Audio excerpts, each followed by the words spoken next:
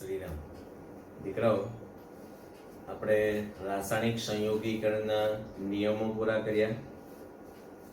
ત્યારબાદ આપણે ડાલ્ટનની અભિધારણાઓ પણ જોઈ લીધી અને પછી એક અગત્યનો સવાલ પરમાણવીય દળ અથવા પરમાણવીય ભાર, એના વિશે આપણે ખૂબ સરસ નોલેજ મેળવ્યું. હવે એ જ શબ્દ પર આધારિત સરેરાશ પરમાણ્વીય દળ, આણ્વીય દળ, આવા જે બધા બેઝિક શબ્દો છે તેને આપણે આ ચેપ્ટરમાં શીખવાના છે. તો હવે આજે આપણે ત્યાંથી સ્ટાર્ટ કરીએ. ઓકે,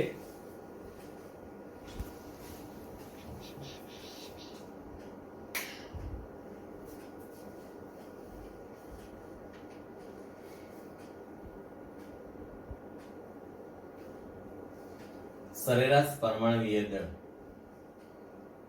સરેરાશ પરમાણ્વીય દળ ઉદાહરણ આપી સમજાવો. કુદરતી રીતે મળતા તત્વો એક કરતા વધારે સમસ્થાનિકો ધરાવતા હોય છે.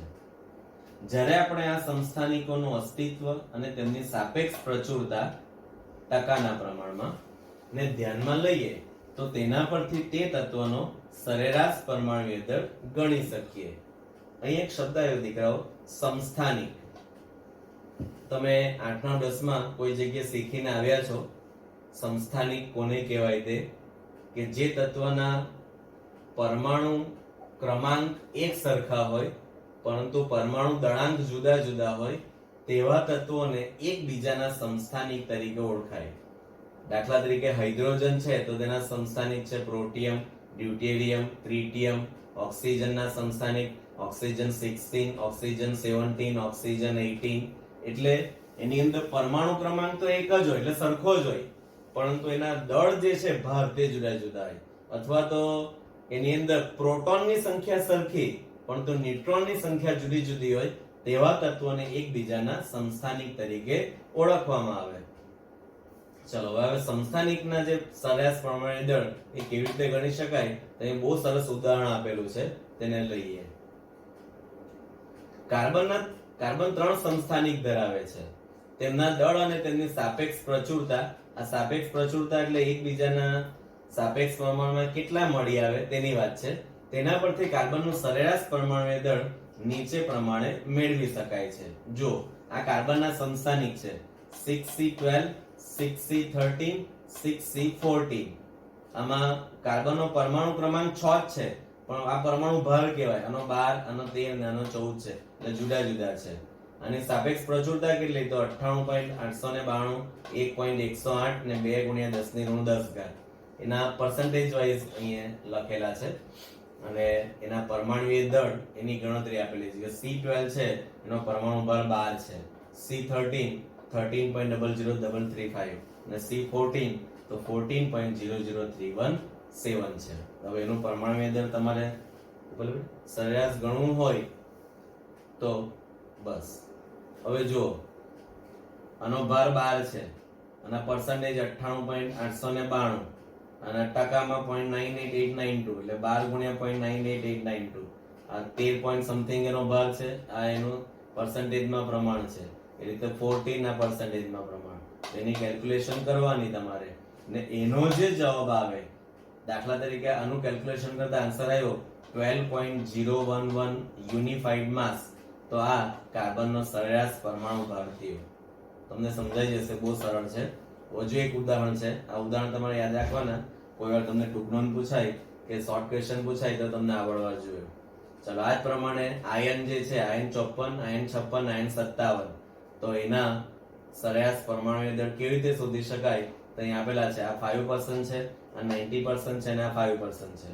તો એનું સરેરાશ પરમાણ્વીય દળ તો 54 × 5, 56 × 90 અને 57 × 5. આ ટોટલ થઈ ગયું ડિવાઈડ બાય આ 5 + 90 + 5 સરેરાશ કરેલું છે. એનો જવાબ આવ્યો 55.95 યુનિફાઈડ માસ. તો આ રીતે તમે જો એનું પર્સન્ટેજમાં ઉપર પ્રમાણે કન્વર્ટ કરી નાખો તો આ ડિવાઈડ નહીં કરવાનું, મલ્ટીપ્લાય થઈ જશે. એમ બી ઓલરેડી 100 વડે ડિવાઈડ કરે એટલે પર્સન્ટેજ થશે ને. તો બધી રીત સરખી છે, ખાલી અલગ અલગ મેથડ વડે એ દર્શાવવામાં આવેલું છે. તો આ રીતે દીકરાઓ તમે કોઈ પણ જે સમસ્થાનિક હોય તેના સરેરાશ પરમાણ્વીય દળ આ મેથડથી શોધી શકો. આવર્ત કોષ્ટકમાં જુદા જુદા તત્વોના દર્શાવેલા પરમાણ્વીય દળ એ ખરેખર સરેરાશ પરમાણ્વીય દળ જ છે. જે પણ ના સમસ્થાનિક મળતા હોય ના આવર્ત કોષ્ટકની અંદર જેના પરમાણુ દર દર્શાવેલા છે એ વાસ્તવમાં સરેરાશ કરીને જ એ દર દર્શાવવામાં આવે છે. બરાબર, આ બે ઉદાહરણો તમારે યાદ રાખવાના, ઉપર લેજો. હવે એની સાથે સંકળાયેલો શબ્દ છે આણ્વીય દળ. પરમાણુ દળનો ઉપયોગ કરીને આપણે અણુભાર શોધી શકીએ. તમે ઓલરેડી 9th 10th માં શીખીને જ આવેલા છો. એમાં પરમાણુની સંખ્યા કેટલી છે મલ્ટીપ્લાય પરમાણુ ભાર એનો તમે ટોટલ કરો એટલે તમને આણ્વીય દળ મળી જશે. અણુમાં રહેલા પરમાણુના પરમાણ્વીય દળનો ઉપયોગ કરી આણ્વીય દળ શોધવામાં આવે છે. અણુનું આણ્વીય સૂત્ર, અણુ સૂત્ર જાણતા હોઈએ તો તેમાં રહેલા પરમાણુની સંખ્યાને તે પરમાણુના પરમાણ્વીય દળ વડે ગુણી તેમનો સરવાળો કરતા આણ્વીય દળ મળે છે. જો એના ઉદાહરણથી તમને વધારે સમજાશે. ઉપર લેજો બેટા, બહુ ઈઝી છે, કરતા બી તમે શીખીને આવેલા છો. H2O નો અણુભાર તમારે આણ્વીય દળ નક્કી કરવો છે તો સૂત્ર શું? H2O તો હાઇડ્રોજન 2 છે એટલે 2 ગુણ્યા હાઇડ્રોજનનો પરમાણુય દળ. ઓક્સિજન 1 છે તો 1 ગુણ્યા ઓક્સિજનનો પરમાણુય દળ. હાઇડ્રોજનનો પરમાણુ દળ કેટલું? 1 અને ઓક્સિજન 16 એટલે 2 ગુણ્યા 1 વત્તા 1 ગુણ્યા 16. આ 2 ને આ 16, 16 ને 2 18 એટલે 18 યુનિફાઈડ માસ થાય. એટલે સુક્રોઝ C12H22O11 એનો અણુભાર તમારે શોધવો છે તો 12 ગુણ્યા કાર્બનનો પરમાણુ ભાર, 22 ગુણ્યા હાઇડ્રોજનનો પરમાણુ ભાર અને 11 ગુણ્યા ઓક્સિજનનો પરમાણુ ભાર એનો સરવાળો કરવાનો. થઈ ગયો? અહીંયા જો કાર્બનનો ભાર 12, હાઇડ્રોજનનો 1, ઓક્સિજનનો 16 અને મૂકતા જવાબ આવ્યો 342 યુનિફાઈડ માસ. એ આપણો જવાબ થયો. ઉપર લેજો. એ જ રીતે ગ્લુકોઝ સૂત્ર C6H12O6 એનો અણુભાર તમારે નક્કી કરવો હોય તો 6 ગુણ્યા કાર્બનનો પરમાણુય દળ, 12 ગુણ્યા હાઇડ્રોજનનો પરમાણુય દળ અને 6 ગુણ્યા ઓક્સિજનનો પરમાણુય દળ. વેલ્યુ મૂકવાની. કાર્બનનો પરમાણુય દળ 12, હાઇડ્રોજનનો 1 અને ઓક્સિજનનો 16 આનું ટોટલ કરો તો જવાબ આવ્યો 180. તો ગ્લુકોઝ જે છે તેનો પરમાણુ ભાર કેટલો થયો? પરમાણુય દળ 180 યુનિફાઈડ માસ થાય. એટલે આવી રીતે દીકરાઓ જે બધા અગત્યના સંયોજન છે તેના પરમાણુય દળ તમારે શોધી કાઢવાના. બરાબર, એની અંદર દાખલા તરીકે ખાસ અત્યારે જે આપણે શીખી ગયા એમાં H2O, C12H22O11 સુક્રોઝ, C6H12O6 और એ સિવાય તમારે ઘરે પ્રેક્ટિસ કરવાની છે HCl, HNO3, H2SO4, NaCl,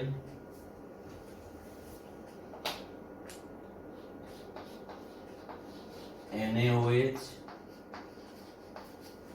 KOH, Na2CO3 આ બધા આપણને વારંવાર દાખલાની અંદર જરૂર પડતા પદાર્થો છે તો જેના અણુભાર જે છે તો એ આપણને આવડવા જ જોઈએ. આના માટે પરમાણુ ભાર તો ક્લોરીન યાદ રાખવાનું તમારે 35.5, નાઇટ્રોજન 14, ઓક્સિજન 16 આ બધા પરમાણુ ભાર છે. સલ્ફર 32, સોડિયમ 23, જો કોઈ બાકી પોટેશિયમ 39. બરાબર, તો આ જે છે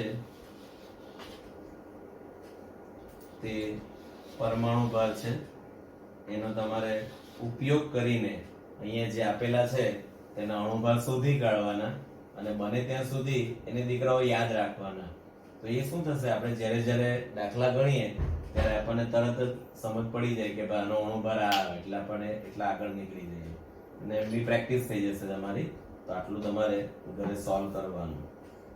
ઓકે, આગળ વધીએ. આપણો આગળનો સવાલ છે સૂત્રધર.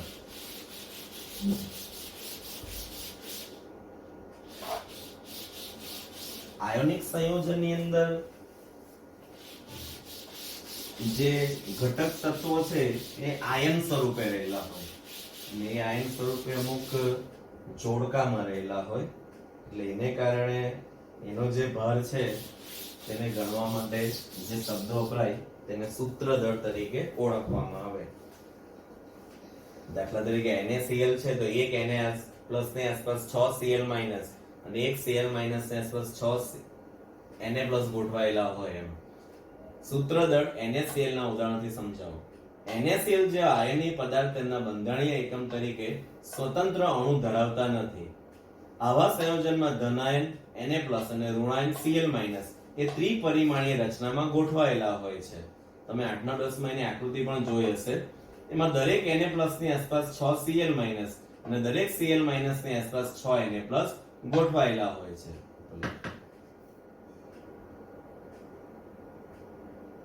આ એની ત્રિપરિમાણીય રચના છે.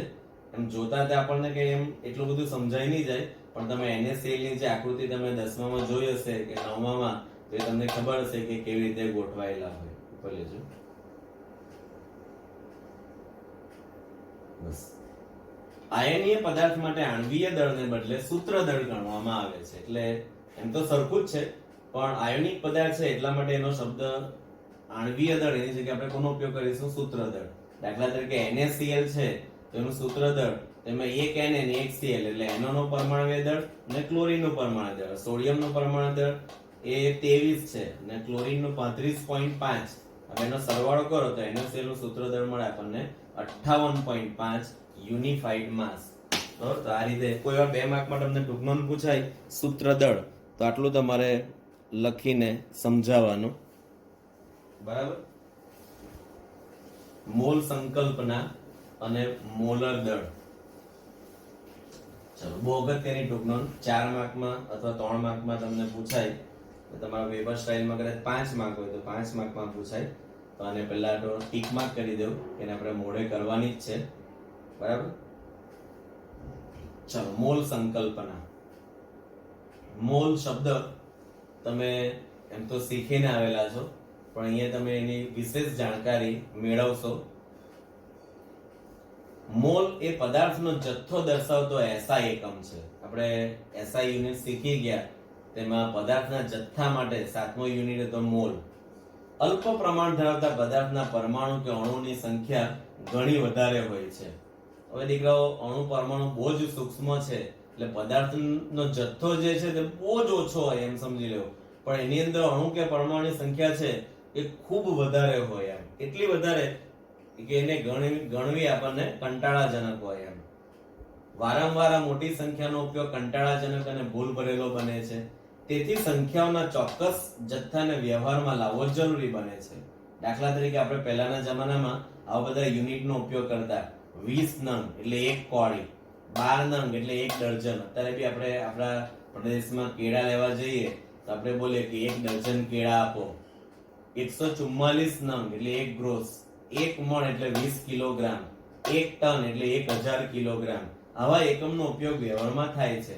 તેવી રીતે રાસાયણિક પ્રક્રિયામાં વપરાતા પદાર્થના જથ્થાને ગ્રામ એકમમાં દર્શાવવામાં આવે છે. રાસાયણિક પ્રક્રિયામાં પદાર્થનો જથ્થો જે છે તેને આપણે શેમાં દર્શાવીએ? ગ્રામની અંદર. પરમાણુ કે અણુઓની સંખ્યાના ચોક્કસ જથ્થાને દર્શાવવા માટે મોલ એકમ રજૂ કરવામાં આવે. હવે ચાલો બરાબર ધ્યાન રાખો. મોલ એકમ શા માટે? તો પરમાણુ કે અણુની સંખ્યાના ચોક્કસ જથ્થાને દર્શાવવા. મોલ બોલે એટલે ખબર પડી જાય કે પરમાણુ કે અણુની સંખ્યા કેટલી હશે તે. વિચારો કેટલું સરસ આ યુનિટ આવી ગયો. ઉપર લેજો. હવે 1 મોલ એટલે તો કીધું કે ભાઈ એટલો જથ્થો કે જેમાં 12 ગ્રામ એટલે 0.012 કિલોગ્રામ C12 સમસ્થાનિકમાં રહેલા પરમાણુ અથવા તો સ્પીચીસ એટલે અણુ, પરમાણુ કે આયન એ ધરાવે છે. એનો મીનિંગ શું? 1 મોલ તો 12 ગ્રામ C12 સમસ્થાનિકમાં રહેલા પરમાણુની સંખ્યા એને 1 મોલ તરીકે ઓળખાય. તે સંખ્યા કેટલી? તો કીધું કે 1 મોલ માં રહેલા અણુ, પરમાણુ કે આયન એની સંખ્યા નિશ્ચિત છે દીકરાઓ. 6.022 into 10⁻23. 1 મોલ એટલે આટલા અણુ, આટલા પરમાણુ, આટલા આયન થાય. એટલે આટલી સ્પીચીસ કહેવાય એને. દાખલા તરીકે 1 મોલ હાઇડ્રોજનનો અણુ તો 6.022 into 10⁻23 હાઇડ્રોજન અણુ. 1 મોલ હાઇડ્રોજનનો પરમાણુ તો 6.022 into 10⁻23 હાઇડ્રોજન પરમાણુ. અને 1 મોલ Cl- આયન તો 6.022 into 10⁻³ Cl- આયન થાય. એટલે અણુ, પરમાણુ કે આયનના 1 મોલ બોલે તો આટલી સંખ્યા રહેલી હોય. આ સંખ્યાને એવોગેડ્રો અચળાંક કહે છે, જેને આપણે એવોગેડ્રો આંક, એવોગેડ્રો નંબર Na તરીકે ઓળખવામાં આવે. એવોગેડ્રો આંકની યથાર્થતા નક્કી કરવા કાર્બનના સમસ્થાનિક C12 ના એક પરમાણુનો ભાર દ્રવ્યમાન સ્પેક્ટ્રોમીટરથી નક્કી કરતા 1.992648 ગુણ્યા 10⁻23 ગ્રામ મળે છે. તે દિવસે મેં તમને પરમાણુય દળ સમજાવેલું, એટમિક માસ યુનિટ, ત્યારે કાર્બનનો ભાર આપણે શીખેલા કે 1.99 × 10⁻23 ગ્રામ. આ દ્રવ્યમાન સ્પેક્ટ્રોમીટરથી કાર્બન 12 ના એક પરમાણુ કેટલો સૂક્ષ્મ એ જો 10⁻23 ગ્રામ. એક મોલ કાર્બનમાં રહેલા પરમાણુની સંખ્યા નીચે મુજબ શોધી શકાય. તો 1.992648 × 10⁻23 ગ્રામ કાર્બન બરાબર એક કાર્બન પરમાણુ. તો 12 ગ્રામ કાર્બન બરાબર કેટલા કાર્બન પરમાણુ થાય? તો કાર્બન પરમાણુની સંખ્યા આપણને મળી ગઈ. તો 12 ગુણ્યા 1 છેદમાં મૂકી દો. આ ઋણ 23 ઉપર જાય તો ધન 23 થાય, એટલે 10⁻23. 12 ગુણ્યા 1.992648 તો 6.022 × 10⁻23 એટમ પર મોલ. બરાબર, એટલે એક મોલમાં કાર્બન 12 ના આટલા પરમાણુ હોય એવો આપણને આંકડો મળ્યો. એટલે એવોગેડ્રો આંક કેવી રીતે આવ્યો તેની આ સમજ છે દીકરાઓ, અને બરાબર ધ્યાનમાં લેવાનું તમારે. ઉપર લેજો. હવે એક મોલ જો એનો અર્થઘટન, એક મોલ કાર્બન તો એમાં એનું વજન કેટલું? તો 12 ગ્રામ. અને 12 ગ્રામ કાર્બન એટલે એના પરમાણુ કેટલા? તો 6.022 × 10⁻23 કાર્બન પરમાણુની સંખ્યા થાય. આ બરાબર ધ્યાન રાખજો. એક મોલ H2 અણુ તો એવોગેડ્રો આંક જેટલા અણુની સંખ્યા થાય હાઇડ્રોજનના. એક મોલ Na+ આયન તો 6.022 × 10⁻23 Na+ આયન થાય. એક મોલ ઇલેક્ટ્રોન એટલે 6.022 × 10⁻23 ઇલેક્ટ્રોન થાય. એક મોલ પાણીના અણુ તો 6.022 × 10⁻23 પાણીના અણુ થશે. બરાબર, એટલે એક મોલ તમે અણુ બોલો, આયન બોલો, પરમાણુ બોલો તો એ કેટલા થશે? 6.022 × 10⁻23 જેટલા થશે. ને એક મોલ એટલે કેટલો? તેનો અણુભાર જેટલું વજન. કે પરમાણુ હોય તો પરમાણુ ભાર. એક મોલ કાર્બન છે તેનો પરમાણુ ભાર કેટલો? 12. તો 12 ગ્રામમાં કેટલા કાર્બન હોય? તો એવોગેડ્રો આંક જેટલા જ કાર્બન હોય. એટલે આપણે કોઈને પાસે આશીર્વાદ માંગવા હોય તો કહેવાનું કે ભાઈ મને એવોગેડ્રો આંક જેટલા પૈસા મળે બસ બહુ થઈ ગયું, આપણું જીવન નીકળી જાય. બરાબર ને? ઘરે આવા એવોગેડ્રો આંક કેટલો છે તે લખજો 10⁻23 એટલે તમને ખબર પડશે કે આટલો મોટો આંકડો એ આવે. બરાબર, ઉપર લેજો. મોલની ગણતરી માટેનું સૂત્ર. તમારે મોલ શોધવું હોય તો પરમાણુ કે અણુનું દળ ગ્રામમાં લખવાનું અને છેદમાં પરમાણુય દળ કે આણ્વિય દળ. બરાબર, તો દળ ભાગ્યા અણુભાર અથવા તો પરમાણુ ભાર એટલે તમને મોલ મળી જશે. બરાબર, દાખલા તરીકે જો એક દાખલો લઈએ એટલે તમને ખબર પડી જશે.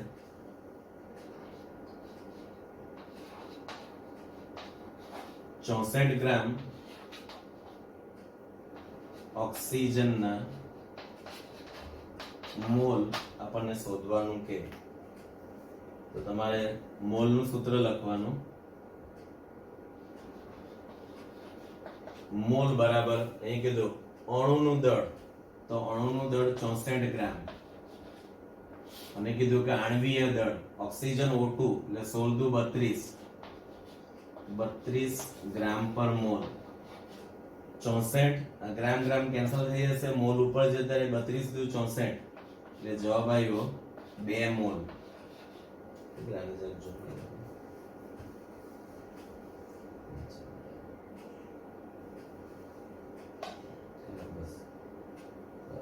જો મોલ શોધવા માટેનું સૂત્ર આપણે એક 64 ગ્રામ ડાયોક્સિજનના મોલ જણાવો તો મોલ બરાબર જે પણ અણુ આપેલા છે તેનું વજન એટલે એનું દળ. કેટલું દળ આપેલું છે? 64 ગ્રામ.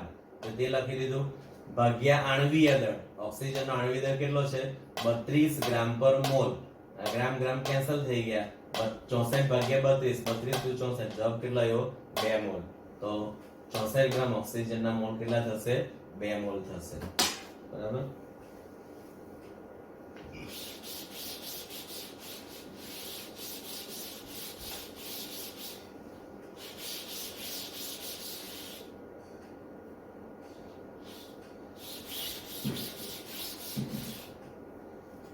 મોલર દળ એટલે શું? ઉદાહરણ આપો.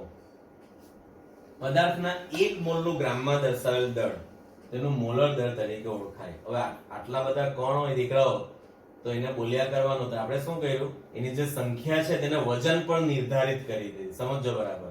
શેની પર નિર્ધારિત કરી દીધી? વજન પર. એક પદાર્થના 1 મોલનું ગ્રામમાં દર્શાવેલ દળ તેને મોલર દળ તરીકે ઓળખાય. દાખલા તરીકે 1 મોલ એટલે હવે ખબર પડી ગઈ આપણને 6.022 × 1023 કણ. એના જે ભાર છે, આ કણનો વજન કેટલું છે, એનું ભાર કેટલું છે, તેને મોલર દળ કહેવાય. દાખલા તરીકે H2O જે છે બરાબર, તેના 1 મોલ એટલે કેટલા? 6.022 × 1023. તો તેનું વજન કેટલું થાય? તો 18 ગ્રામ પર મોલ થાય.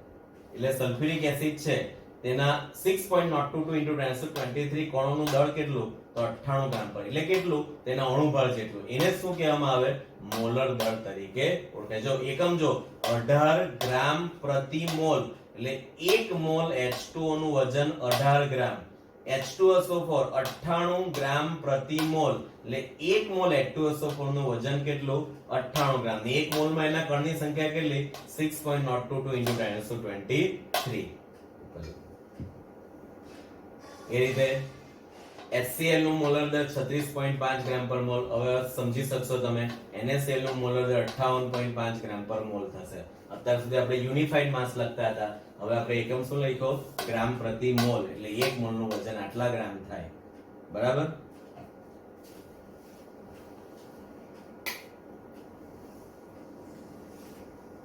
સિરમ દીકરાઓ, તો આ જે ટૂંક નોંધ છે મોલ સંકલ્પના અને મોલર દળ, તેને તમારે ખૂબ જ સરસ રીતે મોડે કરવાની છે, કારણ કે તમને પરીક્ષાની અંદર 5 માર્ક અપાવશે અને બેઝિક નોલેજ તરીકે પણ એ આપણને આવડવું જ જોઈએ. એટલે આને બરાબર સમજજો. નહીં સમજાય તો મને પૂછજો. બરાબર? શ્રીરામ.